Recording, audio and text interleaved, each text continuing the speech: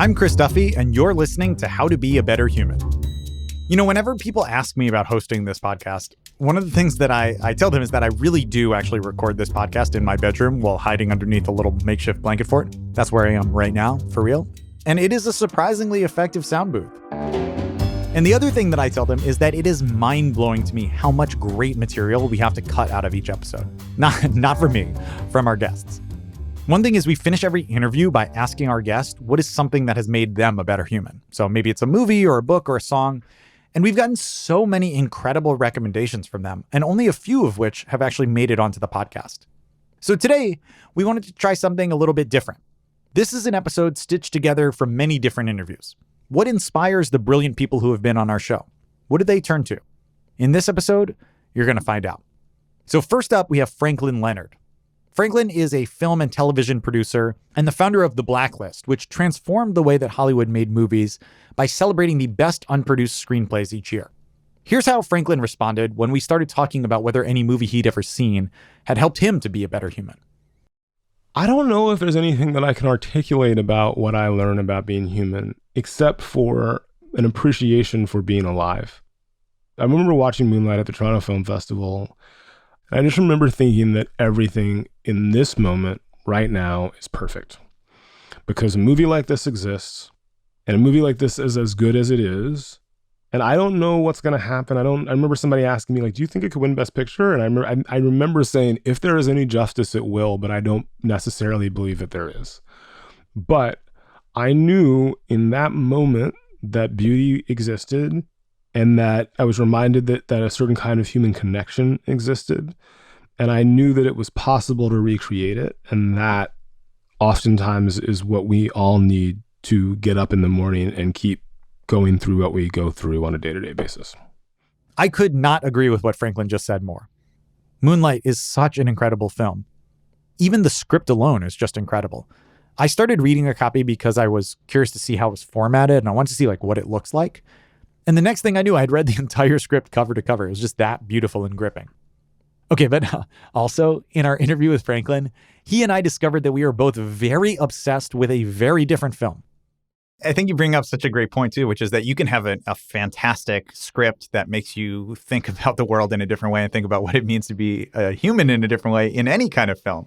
I mean, one of my favorite examples of this, other than the ones that you brought up, is that Paddington 2 is a takedown of the criminal justice system in the carceral state. That's a little stuffed bear who's really fighting for change. I will not lie. When I watch Paddington 2, the movie ends. Those of you who've seen it will know the moment that I'm talking about. I burst into tears and was inconsolable for a good 5 minutes. And that's the thing. Big commercial movies, Paddington 2, Marvel movies, Pixar, animated films.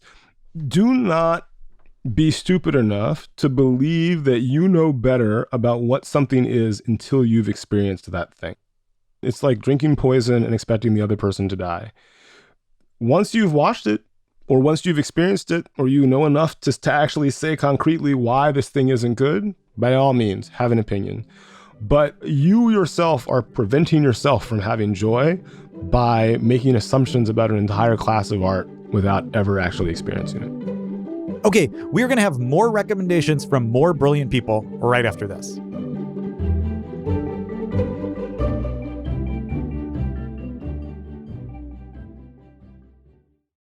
And we are back. Okay, so on today's episode, we're revisiting past conversations with brilliant guests and then sharing some of their recommendations for what has made them a better human. Christopher Robichaud teaches very serious people all about ethics and philosophy. And then, surprisingly and delightfully, he has a podcast of his own where he analyzes the philosophical questions that are brought up by popular culture, things like superhero movies or zombie films or all sorts of stuff. And here's what he said have been some of his favorite moments to analyze from popular culture. Personal favorite is one that I had. I think it's the last one that we've done before the pandemic. We took a break because many of my guests are academics and all of us had to sort of go under and learn how to do Zoom for a year. But the last one that we did, which ended up then being later on a video as well with more folks, was on the Watchmen television show. And the guest was Chris LeBron, a dear friend of mine. And, he and I talked about this television show, which I think is just absolutely phenomenal, really showing the way you can do well this idea of telling a great story, and also tackling very, very challenging issues surrounding race. The conversation that we had was very enriching, and I'll use this as an advertisement. Watch that show. Read the Watchmen graphic novel first, and then watch that show. It is amazing, and has one of the best episodes of superhero origin stories I think ever. I'm not going to give anything away, but just absolute magic. So the last one is my favorite one. I can't wait to get back to it when we all return to some degree of normal, which is likely going to be this fall. Yeah, I also want to second that recommendation. I love Watchmen. It's such an unbelievably nuanced show. And I think it's genuinely changed some of the discourse in the United States and brought a lot of new media attention to the history of the Tulsa Massacre. Also, one of the writers, Cord Jefferson, is just one of my favorite people writing TV. I think everything that he makes is brilliant. And Watchmen is, I just want to say, also a great show, period. It's not just important. It's both important and very entertaining. It's rare that you get both of those together. Okay, and now you might know Aparna Nancherla from her stand-up comedy, from her jokes on Twitter, or from her starring roles in shows like BoJack Horseman or Corporate or Space Force. And here is Aparna's recommendation for a podcast that helps make her a better human. A podcast other than this one, obviously. I've been listening to a podcast called Hurry Slowly by this woman, Jocelyn Glei, and she was noting how answering emails, like after you answer each one, you get a little fix of completion or like a little high versus a longer term project that might not elicit that same rush because you're kind of just plugging away with like another drop in the bucket towards completion. In our episode with Lucy Hone, who's an expert on grief and resilience, I found myself thinking over and over about the power of music to capture some of the depth of grief and sadness in a way that maybe nothing else can. You know, the idea of like a breakup song that's so ubiquitous, music and lyrics that perfectly capture the experience of being heartbroken. And I think that experience can expand past just love to grief and death and mourning of all sorts. So in our conversation, I told Lucy about how much meaning I have found in the musician Nick Cave's writing and how open he is about losing his son in a tragic accident. He once wrote about this idea that he can continue to speak to his son and can continue to build a relationship with him, even if his son is no longer physically present. And that's really stuck with me, and I've thought about that a lot. And Lucy told me that for her, music has also been incredibly helpful. One practical tool I use to help inspire me about these kind of checkered life stories that we all live through is I listen to Desert Island Discs, which comes from the BBC. And I've been listening to it since I was a reasonably young girl. It used to be on Friday mornings. And now I listen to it on podcast, and we all do as a family. And I love the fact that it gives me kind of hope and faith that somehow we will just kind of get through. And it's so many stories of how just famous people talking about their lives and their favorite music and their favorite book. And I love this kind of concept. I love the combination of bringing music. Music is everything to us as a family. Music is probably the thing that helps me most to be a better human and lift my mood. So that and Desert Island Discs podcast.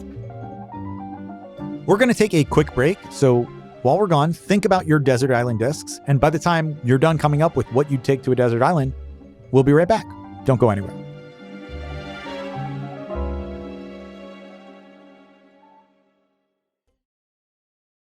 And we are back. Okay, so it's not just podcasts, movies, and music that people recommend when I ask them what's helped them to be a better human. In fact, probably more than any other answer, our guests have recommended books that transform them for the better. Here is what political scientist Rob Willer, who studies how to have conversations across ideological divides, here's the book that he recommended. One thing I was thinking about today is Ralph Ellison's Invisible Man, which is a novel, about the Black American experience in the mid 20th century, but I think it resonates now, and especially, and in particular, the experience of being a Black man in America.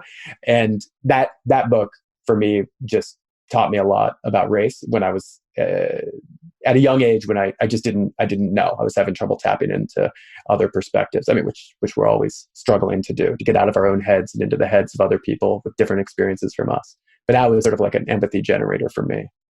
Okay, so Dr. Leana Wen is a public health leader, and she's done an enormous amount of work to help patients gain control over the care that they and their loved ones receive.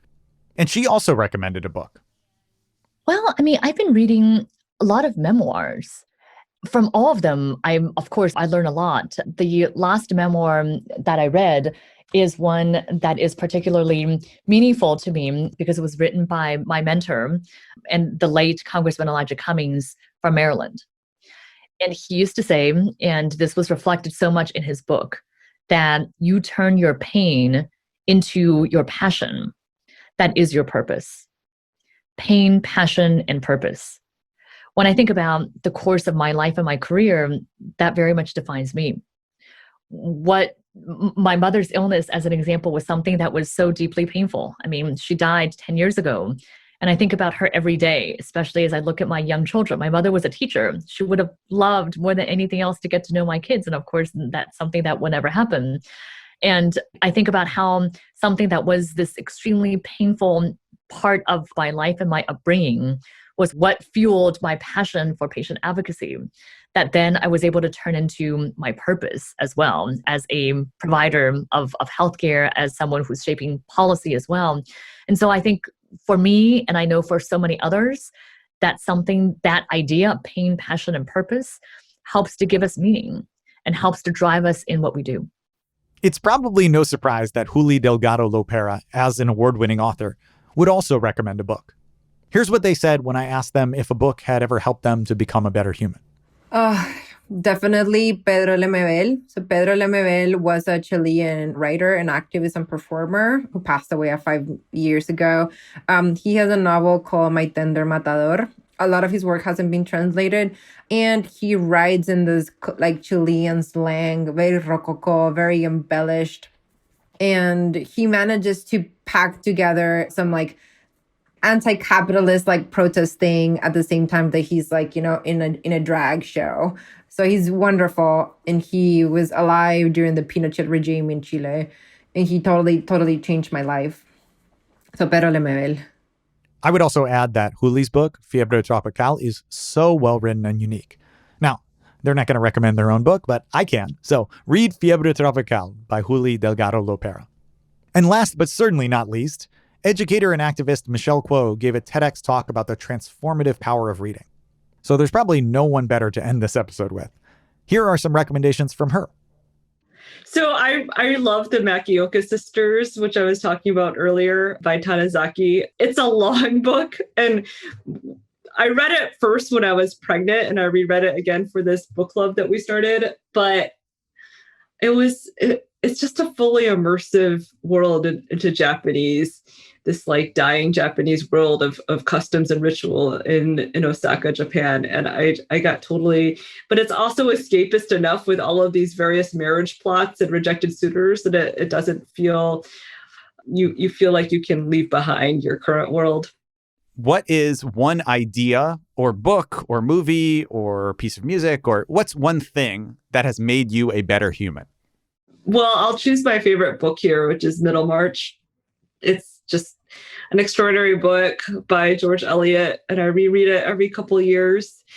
I love the book because the people are so flawed, but nonetheless lovable. So I don't know if I should explain the plot, but it's basically a marriage plot where this woman marries a guy, and she thinks that this is not a story about my husband, by the way. I've liked this book before I met him. Important disclaimer. Yeah, she marries a guy who she thinks she really loves. Everybody's like, why are you marrying him? He's so old and he's got all of these warts on his face. Don't do it. And she's like, no, none of you understand him. He's a man of knowledge. He's writing this book that has the key to all mythologies. I'm going to help him with his book. And together, we're going to make these incredible contributions to the human mind. And then through her marriage, she feels just increasing realization that she married the wrong person. She feels despair. She wonders about what the point of his project is, whether it's intellectual or creative. She just doesn't believe in it. And it's funny, as I keep going back to this book, as you read this book, you're like, oh my God, I feel so bad for her. But then as you grow older, you feel really bad for the husband. And I love how the perspective changes. You're like, oh my God, am I like this guy? Are my creative projects worthless? And how would it feel to have this young person who adores you, that the more she gets to know you, the more she doubts that your project is worthwhile. And so he feels incredibly rejected. And I feel like the book it's such a beautiful story about, and it's also really funny too, about these choices we make and our judgments of people and how they're often projections of our own desires and how much we attach to other people, our own dreams. Anyway, so I just feel like I've grown up with that book, and I still love its messages about flawed idealism and how destructive self-doubt can be.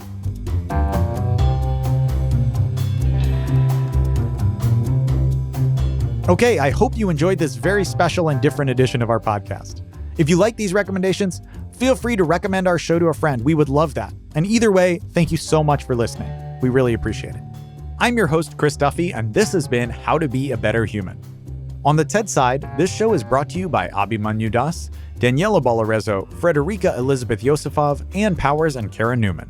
From PRX Productions, How to Be a Better Human is brought to you by Jocelyn Gonzalez, Pedro Rafael Rosado, and Sandra Lopez Monsalve.